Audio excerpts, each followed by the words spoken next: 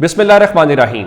लाखों करोड़ों दुरूदो सलाम मोहम्मद मुस्तफ़ा सल्लल्लाहु अलैहि वसल्लम और आले मोहम्मद पर। मैं हूँ उमर दराज गोंदल। काजी फायज ईसा ने जो कुछ किया, लगता यह है कि पाकिस्तान की सुप्रीम कोर्ट भी उसको किसी नहूसत से कम नहीं समझती और हर गुजरते दिन के साथ उस नहूसत से छुटकारा पाने की कोशिश की जा रही है। प्रैक्टिस एंड प्रोसीजर कमेटी तब्दील की गई।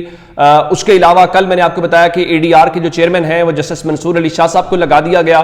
तो अब दो चार खबरें और हैं। जस्टिस याया अफरीदी लगता है कि सफाई का काम उन्होंने शुरू कर दिया है। अब से थोड़ी देर पहले उन्होंने जो स्टाफ है उसको भी तब्दील करने का अमल शुरू कर दिया है।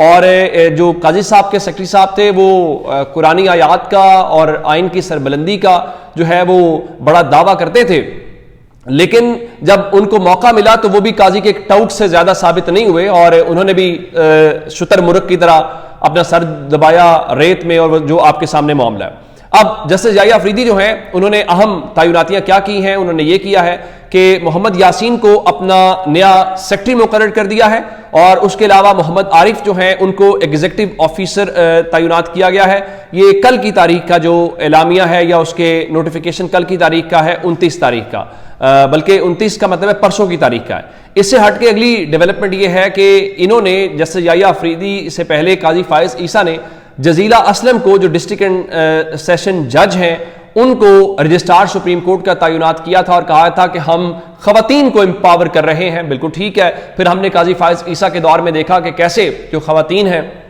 उनके साथ क्या कुछ हुआ। चादर चार दीवारी का तकद्दुस पामाल हुआ और खवातीन के गिरबानों तक जो हाथ हैं वो पहुंचे थे। अब इस बारे में खबर यह है कि जजीला असलम जो सेक्रेटरी जो रजिस्ट्रार गई थी काजी फायज ईसा की तरफ से, उनको भी तब्दील करने का फैसला कर लिया गया है और जो नया रजिस्ट्रार है वो जल्द तैनात कर दिया जाएगा। तो ये एक दूसरी खबर है। अब इससे हटके एक और जो इस वक्त इंपॉर्टेंट डेवलपमेंट है वो आज इस्लामाबाद हाई कोर्ट से है।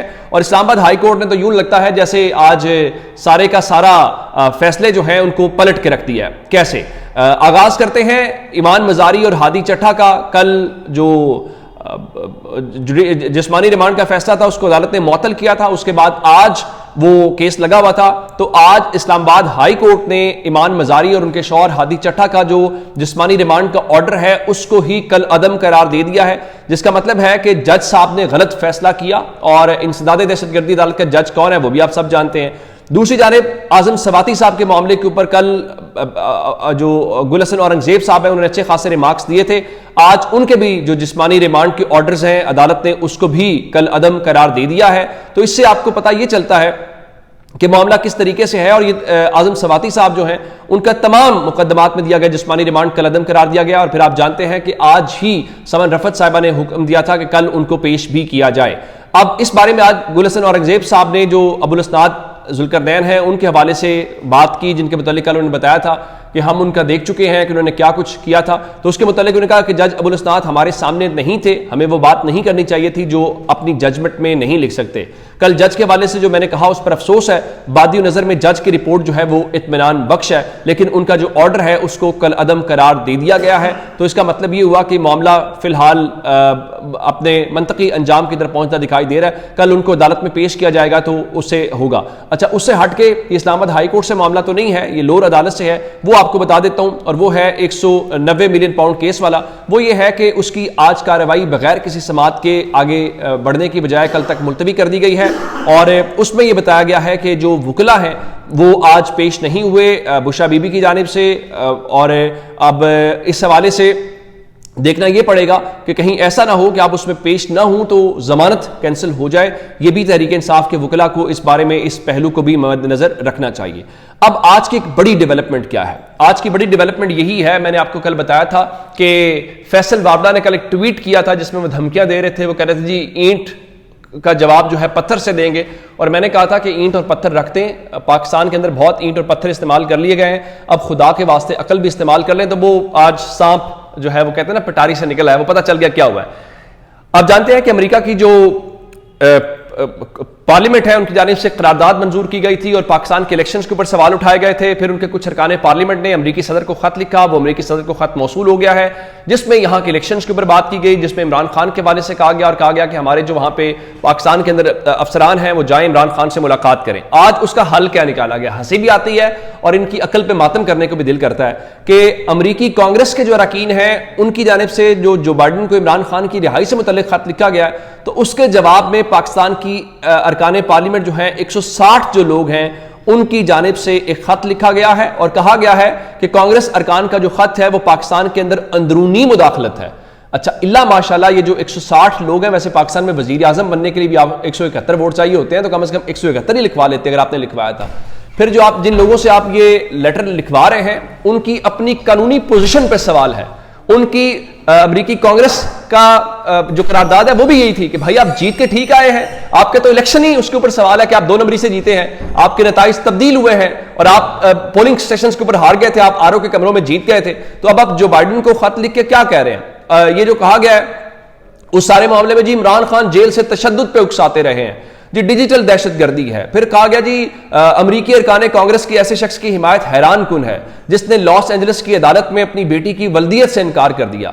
आप ये सारी बातें ये जो कर रहे हैं, आपसे सिर्फ सवाल इतना है कि मैं बाकी बातें छोड़ देता हूं। आपने शहबाज शरीफ को खत लिखा है, शहबाज शरीफ में इतनी हिम्मत और जुर्रत है या इतना आप स्टैंस ले सकते हैं कि इस खत की बुनियाद के ऊपर लिखे ना जरा अमरीकी सदर को एक खत, और आप लिखेंगे खत तो आपको पता चल जाएगा। और उसके बाद IMF का प्रोग्राम अभी आपके सामने है, उसके हवाले से जो शहबाज राना साहब रिपोर्ट कर रहे हैं, अभी तो आपने मंजूरी करवा के आपके पास की बात नहीं है, तो आगे आप क्या करेंगे?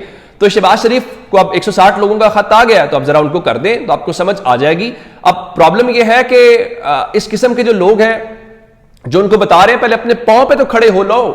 आप बताते ना, आप कोई जो गैर मुल्की या गैर जानिबदार ऑब्जर्वर्स हैं उनसे अपने इलेक्शन का ऑडिट करा लें और अमेरिकी कांग्रेस के मुंह पे मारते ये ले हमारा इलेक्शन बड़ा साफ शफाफ है। भाई यहां तो शहबाज शरीफ की अपनी सीट पे सवाल है और पीपल्स पार्टी, नून लीग, ये सारे इत्तेहादी, आप उसका जवाब तो दे नहीं सकते, बाकी आप खाक जवाब देंगे। और फिर एक और बात, आज वो बड़ा हसास अहम मामला है, उसको लेके मेरे ख्याल से पाकिस्तान को बड़े अच्छे और मुहतात तरीके से चलना चाहिए और वो है चीन के हवाले से। चीन हमारा दोस्त है, पुराना दोस्त है, मुश्किल वक्त का दोस्त है, हर अच्छे बुरे वक्त में हमारे साथ होता है।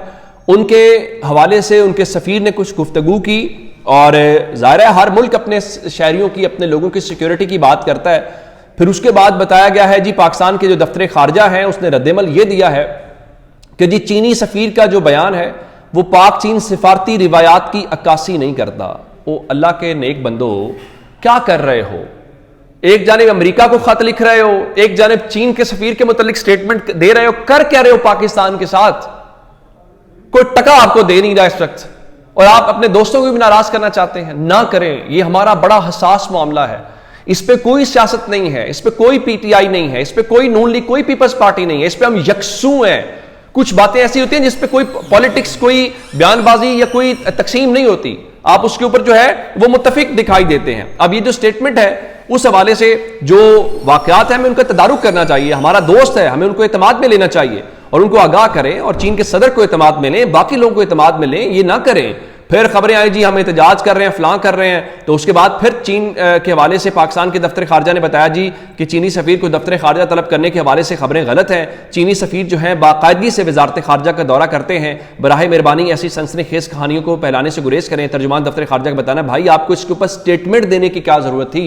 आपको कहना चाहिए था कि चीन हमारा दोस्त है, उसके कंसर्न्स को हम एड्रेस करेंगे, जो कंसर्न्स हम बैठ के घर की बातें करेंगे, हमारे घर वाली बात है। चीन को इंडिया तो नहीं है, चीन किसी और मुल्क के साथ तो कंपैरिजन नहीं कर सकते, वो तो हम एक दूसरे की दस्तो बाजू हैं बहुत सारे मामलात के ऊपर। तो ये गैर संजीदगी है, इसको बिल्कुल अप्रिशिएट नहीं किया जा सकता और इसके ऊपर पॉलिटिक्स नहीं होनी चाहिए। अब तक के अपडेट्स से अपना बहुत सारा ख्याल रखिएगा। खुदा हाफिज।